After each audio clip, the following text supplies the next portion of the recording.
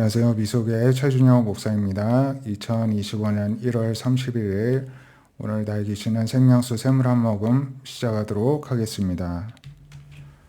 역대하 35장에 보면은 요시야 왕의 최후에 대해서 말씀하는데요. 요시야 왕은 종교개혁도 일으켰던 왕이고요. 그에 앞서 18절에 보면은 사무엘 이후로 이스라엘 가운데 유월절을 이같이 지키지 못하였는데 이스라엘 모든 왕들도 요시아가 제사장들, 레위사람들, 온 유대 이스라엘 무리와 예루살렘 주인과 함께 지킨 것처럼은 유월절을 지키지 못하였더라. 이 정도로 성대하고 정성껏 하나님 앞에 온전하게 유월절 제사를 하나님께 온전한 예배를 드리는 그러한 선한 왕, 하나님 앞에 충성스러운 왕이었던 것입니다. 그런데 이 모든 일 후에 요시아가 성전을 정돈하기를 마치고 애굽 왕 느고가 유브라데 강가에 갈그미스를 치러 올라왔습니다. 그래서 요시아가 이제 나가서 방어하기 위해서 군사를 일으켜 출전하였는데요.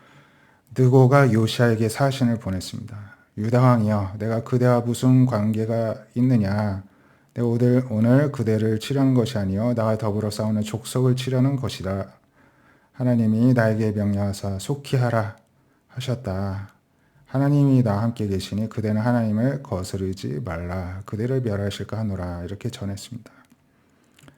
그런데 요시아가 이제 지금 이스라엘과 남유다와 전쟁하러 온 것이 아님을 알았음에도 불구하고 몸을 돌이켜 이제 다시 돌아와야 되는데 떠나기를 싫어했습니다. 오히려 변장하고 그와 싸우고자 하였습니다. 하나님의 입에서 나온 느고의 말을 듣지 아니하였습니다. 이 느고가 애굽의 왕이었지만은 하나님께서 느고를 통해서 하나님의 뜻을 요시아가 듣게 해 주셨다는 것입니다. 근데 요시아는 그것을 인정하지 아니했습니다. 애굽 사람, 이방인이 한 말이어서 그랬을까요?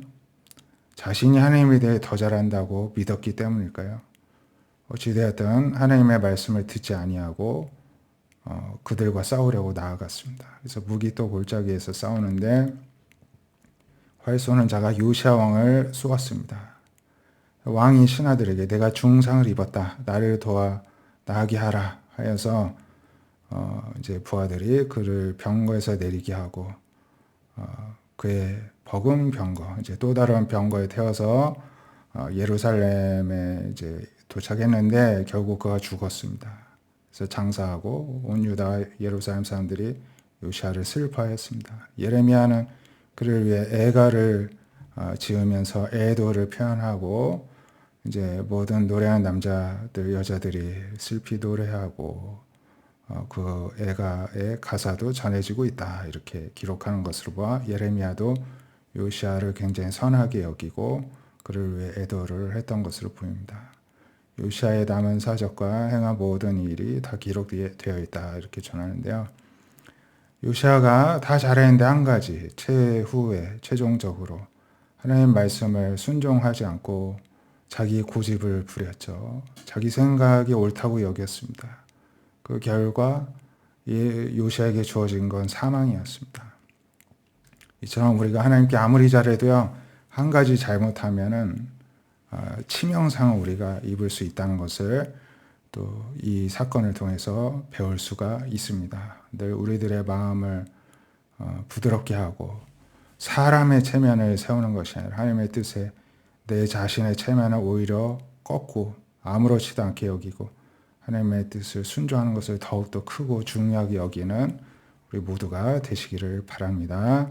사도행전 19장 1절에 보면은 아볼로가 고린도에 있을 때 바울이 위지방으로 다녔습니다. 또 에베소까지 와서 어떤 제자들을 만났습니다. 이 사람들은 모두 12사람쯤 되었다고 나옵니다. 너희가 믿을 때 성령을 받았느냐 이렇게 전합니다. 그러니까 예수님을 참되게 믿는 사람은 성령을 받은 사람이라는 인식이 분명히 있었던 것 같습니다.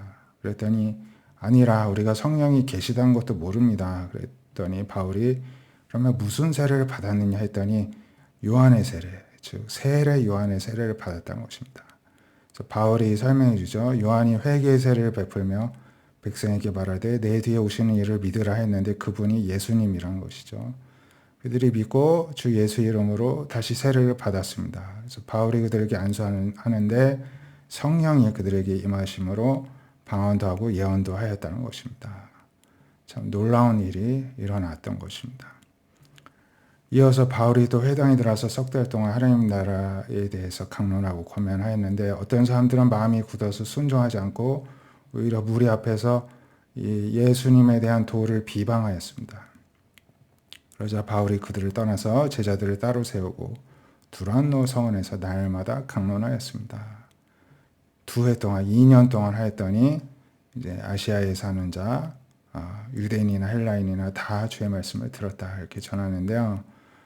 이렇게 하나님의 말씀을 들을 때 성령 세례를 받는 또 이런 은사까지 받는 사람이 있는 반면에 마음이 굳어 순종하지 않고 오히려 비방하는 사람이 있다는 것입니다.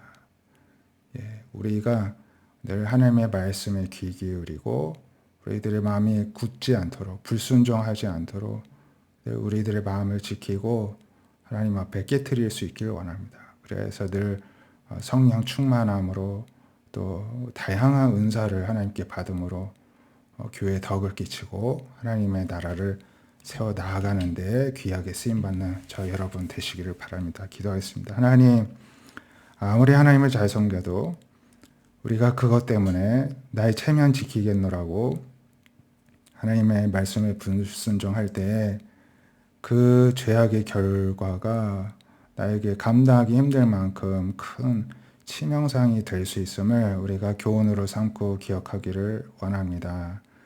늘 하나님 아버지 앞에서 우리들의 마음을 주의하여 관찰하고 관리하게 해주셔서 마음이 굳어지지 않게 해주시고 늘 두렵고 떨리는 마음, 순종하는 마음, 부드러운 마음으로 하나님의 말씀을 듣고 신뢰하고 의지하고 순종하기 힘쓰게 하여 주시옵소서. 그런 우리 모든 주의 백성들에게 오늘도 성령 충만한 은혜를 허락하여 주셔서 성령으로 힘입어 성령의 능력으로 말미암아 저희들이 하나님의 뜻을 이루기에 힘쓰는 우리 모두가 되게 하여 주시옵소서.